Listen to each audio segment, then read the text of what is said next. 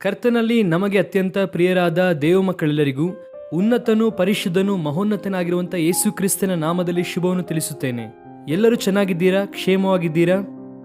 ದೇವರು ಮಹೋನ್ನತನಾಗಿದ್ದರೂ ಆತನು ದೀನರನ್ನು ಲಕ್ಷಿಸುತ್ತಾನೆಂಬುದಾಗಿ ದೇವರ ವಾಕ್ಯದಲ್ಲಿ ಬರೆಯಲ್ಪಟ್ಟಿದೆ. ನಮ್ಮ ದೇವರು ಮಹೋನ್ನತನು, ಆತನು ಅತ್ಯುನ್ನತನು.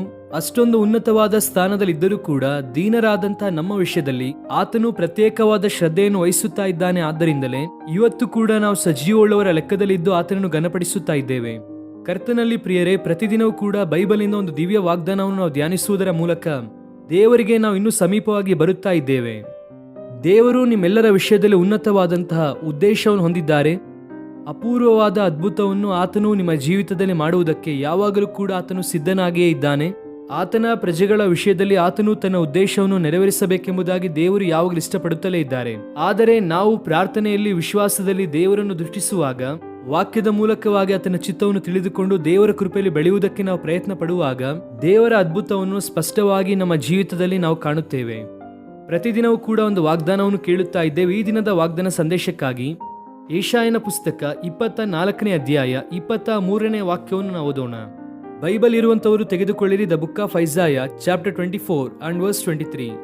ಮತ್ತು ಚಂದ್ರನು ನಾಚಿಕೆ ಪಡುವನು, ಸೂರ್ಯನು ಲಜ್ಜೆಗೊಳ್ಳುವನು, ಸೇನಾಧೀಶ್ವರನಾದ ಯೆಹೋವನು ಚಿಯೋನ್ ಪರ್ವತದಲ್ಲಿ ಯೆರೂಸಲೇಮಿನೊಳಗೆ ಆಳುವನಷ್ಟೇ.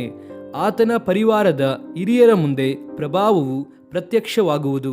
ದೇವರ ನಾಮಕ್ಕೆ ಸ್ತೋತ್ರ ಉಂಟಾಗಲಿ. Praise the lord. ಓದಿದಂತಹ ವಾಕ್ಯ ಭಾಗದಲ್ಲಿ ಅನೇಕ ಶ್ರೇಷ್ಠವಾದಂತಹ ವಿಷಯಗಳು ಇದರಲ್ಲಿ ಬರೆಯಲ್ಪಟ್ಟಿದೆ. ಚಂದ್ರನು ನಾಚಿಕೆ ಪಡುವನು, ಸೂರ್ಯನು ಲಜ್ಜೆಗೊಳ್ಳುವನು, ಸೇನಾಧೀಶ್ವರನಾದ ಯೆಹೋವನು ಚಿಯೋನ್ ಪರ್ವತದಲ್ಲಿ ಯೆರೂಸಲೇಮಿನೊಳಗೆ ಆಳುವನಷ್ಟೇ. Our god is unchanging god.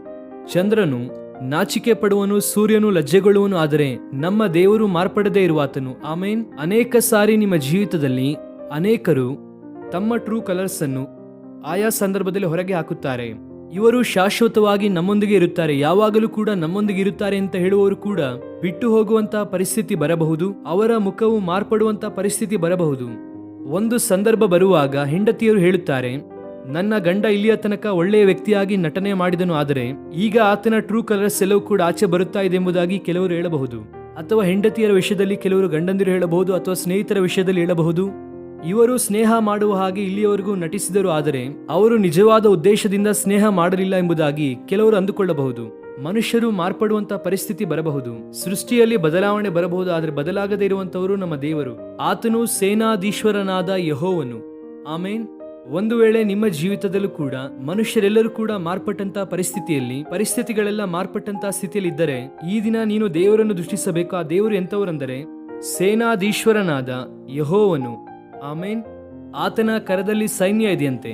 ಆತನು ಅಧಿಕಾರ ಹೊಂದಿರುವಂತಹ ದೇವರು. ಸಮಸ್ತ ಅಧಿಕಾರವನ್ನು ತನ್ನ ಕರದಲ್ಲಿ ಇಟ್ಟುಕೊಂಡಿರುವಂತಹ ದೇವರು ಆತನು ಚಿಯೋನ್ ಪರ್ವತದ ಮೇಲೆ ಅರಸನಾಗಿ ಆಳುವಂತಹ ದೇವರು. ನಿನ್ನ ಜೀವಿತದಲ್ಲಿ ಯಾರು ನಿನ್ನನ್ನು ಪರಿಪಾಲನೆ ಮಾಡುತ್ತಿದ್ದಾರೆ, ಅಥವಾ ಯಾರು ನಿನ್ನನ್ನು ನಿಯಂತ್ರಿಸುತ್ತಾ ಇದ್ದಾರೆ, ಯಾರು ನಡೆಸುತ್ತಾ ಇದ್ದಾರೆ ಎಂಬುದಾಗಿ ಒಂದು ಸಾರಿ ಪರಿಶೀಲಿಸು. ಬಹುಶಃ ಪ್ರಸ್ತುತ ದಿನದಲ್ಲಿ ನಿನ್ನ ಜೀವಿತವನ್ನು ಪರಿಶೀಲಿಸುವುದಾದರೆ ಅವಿಶ್ವಾಸಿಗಳು ಕೆಲವರು ನಿನ್ನನ್ನು ನಡೆಸುತ್ತಾ ಇದ್ದಾರೆ. ಲೋಕ ಸಂಬಂಧವಾದಂತಹ ಸಿದ್ಧಾಂತವನ್ನು ಪ್ರಕಟಿಸುವ ಸೈದ್ಧಾಂತಿಕ ವ್ಯಕ್ತಿಗಳು ನಿನ್ನನ್ನು ನಡೆಸುವ ಹಾಗೆ ಕಾಣಲ್ಪಡಬಹುದು. ಆದರೆ ದೇವರು ನಿನಗೆ ಅರಸನಾಗಿ ಇದ್ದಾರಾ? ಆತನು ನಿನ್ನನ್ನು ಆಳುತ್ತಾ ಇದ್ದಾರಾ? ಆತನು ನಿನ್ನ ಜೀವಿತವನ್ನು ನಿಯಂತ್ರಿಸುತ್ತಾ ಇದ್ದಾರೆ ಎಂದು ಪರಿಶೀಲಿಸು. ಜ್ಞಾನೋಕ್ತಿಗಳ ಪುಸ್ತಕದಲ್ಲಿ ಒಂದು ಸುಂದರವಾದ ಮಾತನ್ನು ನಾವು ನೋಡುತ್ತೇವೆ. ನಿನ್ನ ಎಲ್ಲಾ ನಡವಳಿಕೆಯಲ್ಲಿ ಆತನ ಅಧಿಕಾರಕ್ಕೆ ಒಪ್ಪಿಸಿಕೊಡು, ಆಗ ಆತನು ನಿನ್ನ ಮಾರ್ಗವನ್ನು ಸರಾಗ ಮಾಡುವನು. ನಾವು ಎಲ್ಲರಿಗೂ ಕೂಡ ಅವಕಾಶವನ್ನು ಕೊಡುತ್ತಾ ಇದ್ದೇವೆ, ಆದರೆ ದೇವರಿಗೆ ಕೊಡುತ್ತಿಲ್ಲ.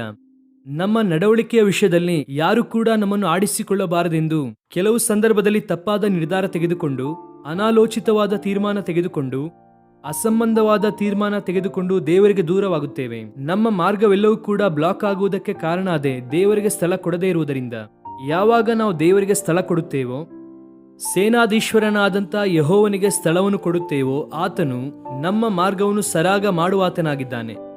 ಪಾಶ್ಚಿಮಾತ್ಯ ದೇಶಗಳಲ್ಲಿ ಉದಯ ಕಾಲದಲ್ಲಿ ವಿಪರೀತವಾದಂಥ ಮಂಜು ಬೀಳುತ್ತದೆ. ಆ ಮಂಜು ಬೀಳುವಂತಹ ಕಾಲದಲ್ಲಿ ಅನೇಕರು ಬೆಳಗ್ಗೆ ಎದ್ದ ನಂತರವಾಗಿ ಹೋಗುವಾಗ ರೋಡ್ ಎಲ್ಲವೂ ಕೂಡ ಬ್ಲಾಕ್ ಆದಂತಹ ಪರಿಸ್ಥಿತಿ. ಆ ಸಂದರ್ಭದಲ್ಲಿ ಆ ಕಾರ್ಪೊರೇಷನ್ ಅವರು ಒಂದು ರೀತಿಯಾದಂತಹ ಸಾಲ್ಟ್ ಅನ್ನು ತೆಗೆದುಕೊಂಡು ಬಂದು ಚೆಲ್ಲುತ್ತಾರೆ. ಆ ರೀತಿ ಚೆಲ್ಲುವಾಗ ಆ ಪ್ರಾಂತ್ಯದ ಮಾರ್ಗವೆಲ್ಲವೂ ಕೂಡ ಸರಾಗವಾಗುತ್ತದೆ. ಎಸ್ಪೆಷಲಿ ಅವರು ಮೇನ್ ರೋಡ್ ಅನ್ನು ಕ್ಲೀನ್ ಮಾಡುತ್ತಾರೆ. ಜನರೆಲ್ಲರೂ ಕೂಡ ತಮ್ಮ ಪ್ರಯಾಣ ಮಾಡುವುದಕ್ಕಾಗಿ ದೇವರಿಗೆ ಅವಕಾಶವನ್ನು ಕೊಡುವಾಗ ನಿಮ್ಮ ಜೀವಿತದಲ್ಲಿ ಯಾವ ತಡೆ ಇದೆಯೋ, ಯಾವ ಆತಂಕ ಇದೆಯೋ ಅವುಗಳನ್ನು ತೊಲಗಿಸುವ ದೇವರು ಆತನು. ಹಿರಿಯರ ಮುಂದೆ ತನ್ನ ಪ್ರಭಾವವನ್ನು ಪ್ರತ್ಯಕ್ಷಪಡಿಸುವಂತಹ ದೇವರು ಆತನು. Price the lord. ತನ್ನ ಪ್ರಭಾವವನ್ನು ತನ್ನ ಜನರ ಮಧ್ಯದಲ್ಲಿ ಪ್ರತ್ಯಕ್ಷಪಡಿಸುವುದಕ್ಕೆ ಇಷ್ಟಪಡುವಂತಹ ದೇವರು ಆತನು. ನಾವು ಆರಾಧಿಸುತ್ತಾ ಇರುವಂತಹ ದೇವರು, ಪ್ರಭಾವ ಹೊಂದಿರುವಂತಹ ದೇವರು ಆತನು. ರಕ್ತಸ್ರಾವದಿಂದ ಬಳಲುತ್ತಾ ಇರುವಂತಹ ಸ್ತ್ರೀ 12 ವರ್ಷಗಳಿಂದ ಬಹಳ ಕಷ್ಟಪಟ್ಟಳು, ನೋವನ್ನು ಅನುಭವಿಸಿದಳು. ಪ್ರತಿಕೂಲ ವಾತಾವರಣದಲ್ಲಿ ಎಷ್ಟೋ ಜನ ವೈದ್ಯರ ಸುತ್ತಲೂ ತಿರುಗಿ ಬಹಳ ಕಷ್ಟಪಟ್ಟಳು ಎಂಬುದಾಗಿ ವಾಕ್ಯವು ಹೇಳುತ್ತದೆ. ಆದರೆ ಒಂದು ದಿನ ದೇವರ ಕುರಿತಾಗಿ ಕೇಳಿದಳು. ಆತನ ವಸ್ತ್ರವನ್ನು ಮುಟ್ಟಿದರೆ ಸಾಕು, ಸ್ವಸ್ಥತೆ ಹೊಂದುತ್ತೇನೆ ಎಂಬುದಾಗಿ ಅಂದುಕೊಂಡಳು. ಮನುಷ್ಯರ ಮಧ್ಯದಲ್ಲಿ ದೇವರು ಸಂಚರಿಸುತ್ತಾ ಇರುವಾಗ ಆತನ ಹತ್ತಿರ ಬಂದು ಆತನ ವಸ್ತ್ರವನ್ನು ಮುಟ್ಟಿದಳು. ಪ್ರಭಾವವು ಆತನಿಂದ ಹೊರಗೆ ಬಂತು ಎಂಬುದಾಗಿ ದೇವರ ವಾಕ್ಯವು ಹೇಳುತ್ತದೆ. ಎಸ್, ನಂಬಿಕೆಯಿಂದ ಯಾರು ದೇವರನ್ನು ಸ್ಪರ್ಶಿಸುತ್ತಾರೋ, ನಂಬಿಕೆಯಿಂದ ಯಾರು ದೇವರನ್ನು ಸಮೀಪಿಸುತ್ತಾರೋ ಅವರು ದೇವರ ಪ್ರಭಾವವನ್ನು ಹೊಂದಿಕೊಳ್ಳುತ್ತಾರೆ. ಒಂದು ವೇಳೆ ಇಲ್ಲಿಯ ತನಕ ನೀನು ಪ್ರಾರ್ಥನೆ ಮಾಡಿರಬಹುದು, ದೇವರ ಆಲಯಕ್ಕೆ ಬಂದಿರಬಹುದು, ಅನೇಕ ಸುವಾರ್ತೆಯ ಕೂಟದಲ್ಲಿ ದೇವರ ವಾಕ್ಯ ಕೇಳಿರಬಹುದು. ಆದರೆ ಆತನನ್ನು ನಂಬಿಕೆಯಿಂದ ನೀನು ಸ್ಪರ್ಶಿಸಿಲ್ಲವೇನೋ? ಯೇಸು ಕ್ರಿಸ್ತನನ್ನು ನಂಬಿಕೆಯಿಂದ ಇನ್ನೂ ಕೂಡ ನೀನು ಟಚ್ ಮಾಡಿಲ್ಲವೇನೋ? ಯೇಸು ಕ್ರಿಸ್ತನನ್ನು ವಿಶ್ವಾಸದಿಂದ ಆತನನ್ನು ಸ್ಪರ್ಶಿಸಿ ನೋಡು. ಆತನಲ್ಲಿರುವಂತಹ ಪ್ರಭಾವವನ್ನು ಅನುಭವಿಸುತ್ತೀಯಾ? ಆತನಲ್ಲಿರುವಂತಹ ಮಹಿಮೆಯನ್ನು ಅನುಭವಿಸುತ್ತೀಯಾ? ಆ ಮಹಿಮೆಯೇ ನಿನ್ನನ್ನು ಮುಂದೆ ನಡೆಸುವಂತದ್ದು. ಆ ಮಹಿಮೆಯೇ ನಿನ್ನನ್ನು ಉನ್ನತ ಸ್ಥಳದಲ್ಲಿ ನಿಲ್ಲಿಸುವಂತದ್ದು. ಆ ಮಹಿಮೆಯೇ ಅನೇಕರ ಮುಂದೆ ಸಾಕ್ಷಿಯಾಗಿ ನಿನ್ನನ್ನು ನಿಲ್ಲಿಸುವಂತದ್ದು. ನಿನ್ನ ಶತ್ರುಗಳ ಬಾಯನ್ನು ಮುಚ್ಚುವಂತೆ ಮಾಡುವಂತದ್ದು ದೇವರ ಪ್ರಭಾವವು. ಆ ಪ್ರಭಾವದಿಂದ ನಿನ್ನನ್ನು ತುಂಬಿಸಬೇಕೆಂದು ದೇವರು ಆಶಿಸುತ್ತಿದ್ದಾರೆ. ಈ ದಿನವೆಲ್ಲ ಈ ವಾಗ್ದಾನವನ್ನು ಕ್ಲೇಮ್ ಮಾಡಿಕೊಂಡು ದೇವರಿಗೆ ಸ್ತೋತ್ರ ಮಾಡೋಣ. ಚಿಯೋನ್ ಪರ್ವತದ ಮೇಲೆ ಅರಸನಾಗಿ ಆಳುವಂತಹ ದೇವರನ್ನು ನಮ್ಮ ಹೃದಯದಲ್ಲಿ ಸೇರಿಸಿಕೊಳ್ಳುವಾಗ ಆತನ ಪ್ರಭಾವವನ್ನು ಸ್ಪಷ್ಟವಾಗಿ ನಾವು ಅನುಭವಿಸುತ್ತೇವೆ. ಕಣ್ಣು ಮುಚ್ಚಿರಿ, ಹಾಗೆ ಪ್ರಾರ್ಥನೆ ಮಾಡೋಣ. ನಮ್ಮ ಪ್ರೀತಿಯುಳ್ಳ ತಂದೆ, ಉನ್ನತನಾದ ದೇವ, ಈ ಉದಯ ಕಾಲದಲ್ಲಿ ನೀವು ನಮಗೆ ಕೊಟ್ಟಂತ ವಾಗ್ದಾನಕ್ಕಾಗಿ ಸ್ತೋತ್ರ. ವಾಗ್ದಾನದಲ್ಲಿರುವಂತಹ ಬಲವನ್ನು ಅನುಭವಿಸುವುದಕ್ಕೆ ಸಹಾಯ ಮಾಡುವಂತ ದೇವರಾಗಿದ್ರೆ ಅದಕ್ಕಾಗಿ ಸ್ತೋತ್ರ. ನಮ್ಮ ಪ್ರಿಯರನ್ನು ಪ್ರತ್ಯೇಕವಾಗಿ ಬಲಪಡಿಸಿ. ಯಾರು ಚಿಯೋನ್ ಪರ್ವತದ ಮೇಲೆ ಅರಸನಾಗಿರುವಂತ ನಿನ್ನನ್ನು ದೇವ ತಮ್ಮ ಜೀವಿತದಲ್ಲಿ ಆಹ್ವಾನಿಸುತ್ತಿದ್ದಾರೋ ಅವರ ಜೀವಿತದಲ್ಲಿ ನಿಮ್ಮ ಪ್ರಭಾವವನ್ನು ತೋರ್ಪಡಿಸುವುದಕ್ಕಾಗಿ ಸ್ತೋತ್ರ. ಪ್ರತಿ ಕತ್ತಲೆಯನ್ನು, ಅಂಧಕಾರವನ್ನು ನೀವೇ ತೊಲಗಿಸಿ ನಿಮ್ಮ ಬೆಳಕು ಪ್ರಭಾವ ಅವರ ಮೇಲೆ ಸುರಿಸಿ ಅದ್ಭುತವನ್ನು ಮಾಡಿರಿ, ಮಹಿಮೆಯಿಂದ ತುಂಬಿಸಿರಿ. ಅನಾರೋಗ್ಯದಿಂದ ಯಾರು ಇದ್ದಾರೋ ಸ್ವಸ್ಥತೆ ನೀಡಿರಿ. ಬಿಡುಗಡೆ ಇಲ್ಲದೆ ಇರುವವರಿಗೆ ಬಿಡುಗಡೆ ನೀಡಿರಿ. ಆರ್ಥಿಕ ಸಂಕಷ್ಟದಲ್ಲಿರುವಂತವರನ್ನು ಮೇಲೆತ್ತಿರಿ, ಬಲಪಡಿಸಿ, ಕೃಪೆಯಿಂದ ತುಂಬಿಸಿ ಅದ್ಭುತ ಮಾಡಿರಿ. ಸ್ತುತಿ, ಘನ, ಮಾನ, ಮಹಿಮೆ ನಿಮಗೆ ಮಾತ್ರ ಸಲ್ಲಿಸುತ್ತಾ ಯೇಸು ಕ್ರಿಸ್ತನ ನಾಮದಲ್ಲಿ ಬೇಡಿ ಹೊಂದಿಕೊಳ್ಳುತ್ತೇವೆ ನಮ್ಮ ತಂದೆಯೇ. ಆಮೇನ್, ಆಮೇನ್. God bless you dear friends. Have wonderful day.